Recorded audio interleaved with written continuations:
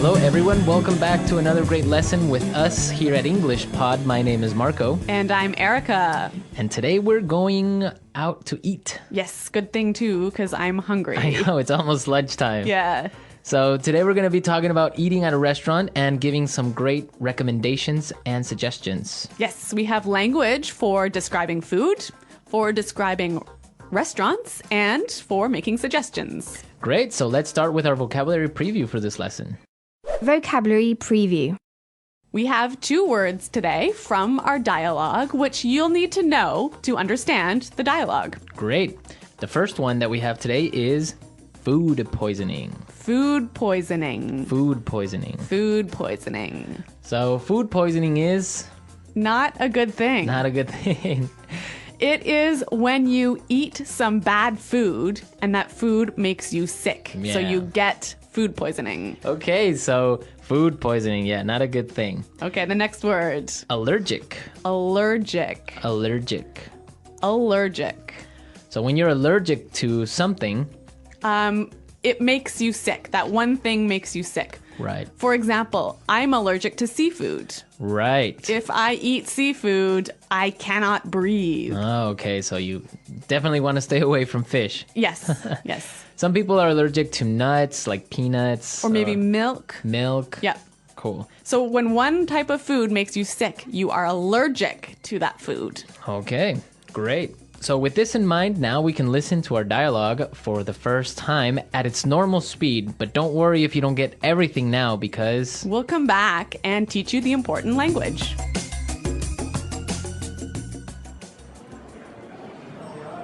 Do you two have any plans for the evening? We were thinking of checking out a restaurant in the neighborhood. Do you have any suggestions? I know this really nice Italian place. The food is fantastic and the decor is beautiful. I'd recommend giving it a try. Actually, I'm not all that crazy about Italian food. I'm in the mood for something a bit lighter. In that case, I know a great little bistro. They make a really tasty seafood platter. The fish is outstanding. It sounds fantastic, but I'm allergic to seafood, so... Okay, well, let me think. Oh, I know this great little place. It's just a hole in the wall, but they do the most amazing sandwiches. You've got to give them a try. Ella, you took me there last time I visited, and I got food poisoning, remember?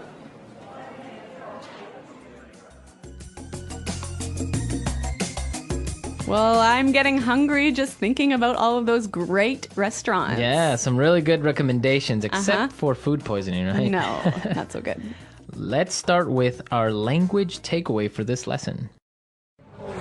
Language takeaway.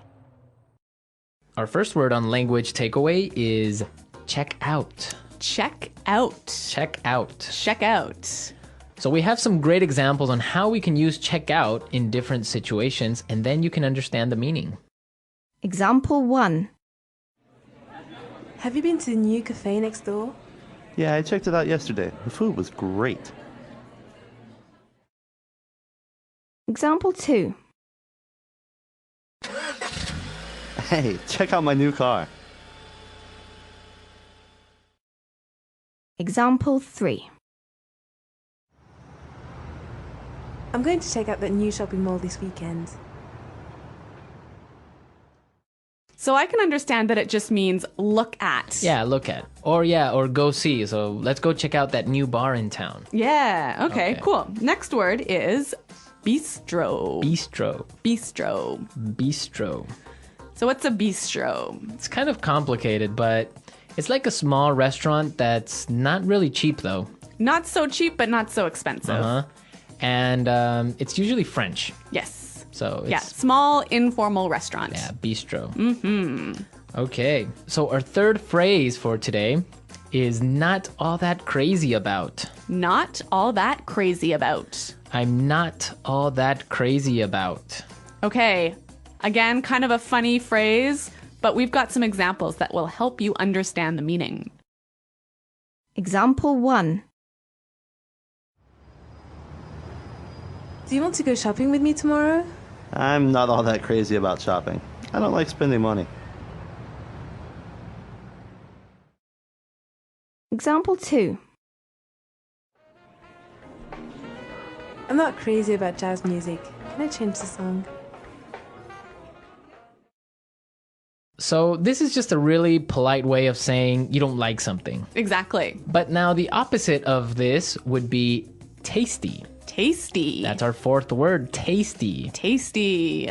So when something is tasty, It's good. it's good. Like delicious. Delicious. Yeah. You know what? In English, we almost never say the food is delicious, but we always say, It's really tasty. yes. This is really tasty. Yes. Okay. Tasty. And our last phrase for language takeaway, in the mood for. In the mood for. In the mood for. Let's listen to some examples of this phrase and we'll understand the meaning a little bit better. Example 1. We always eat hamburgers for dinner. I'm in the mood for something different. Example 2. Let's watch a movie. How about Texas Chainsaw Massacre? I am not in the mood for a horror movie. So if I'm in the mood for something, I feel like doing or eating or Watching. Yeah. It means you want to do that now. Yeah. I'm in the mood for. Okay. Some great language we just looked at, and I think it's time for us to listen to the dialogue a second time.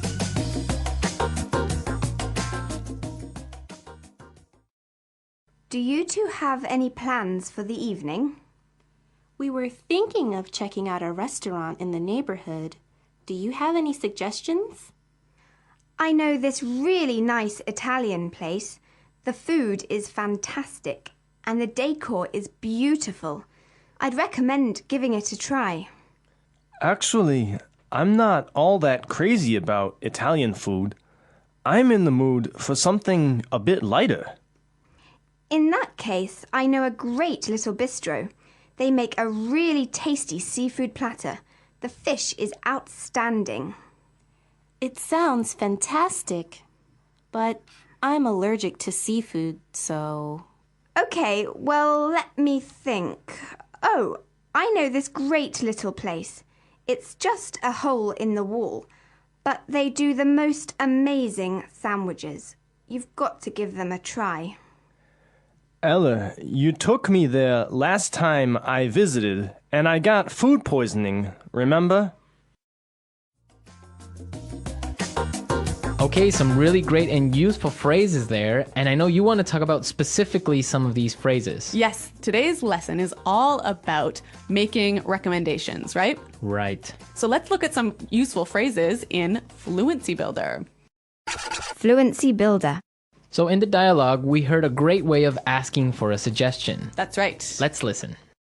Do you have any suggestions? Do you have any suggestions? So that's how you would ask for a suggestion. Or you can say something else like, do you have any ideas? Yeah, or you might say, do you have any thoughts? Okay, so Three that's great ways. asking for suggestions. Yep. In response to this, you can say something like this. I'd recommend giving it a try. I'd recommend giving it a try. We also heard another phrase that we use for giving suggestions. You've got to give them a try. You've got to give them a try. So these two phrases are great. I'd recommend or you gotta give them a try. Yeah. Great ways of suggesting. Yes. Now, what's really important here is the pronunciation of these words, right? Yeah, you'll notice that we don't say, I would recommend. Right. We use the contraction I'd. I'd recommend. I'd recommend. Similarly, in the phrase, you have got to, we shorten that to say, you gotta. you gotta. You gotta give them a try. You gotta. You know what, guys? If you can shorten your phrases like this, if you can push the sounds together, you'll sound a lot more natural, hey? And also you'll be able to understand because in movies or in shows, they will never say, you have got to give them a try. Yeah. So if you know how to use this form, you'll understand what they mean. Exactly. Okay, great. Well, why don't we listen to the dialogue a third time and you'll hear some of these contractions in the dialogue.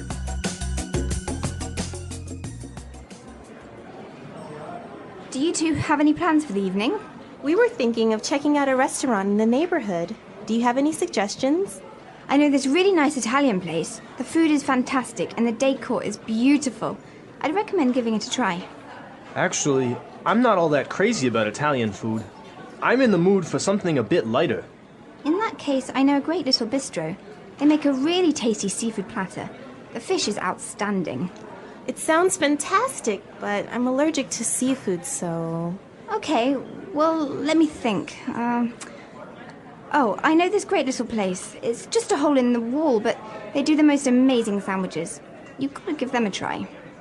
Ella, you took me there last time I visited, and I got food poisoning, remember?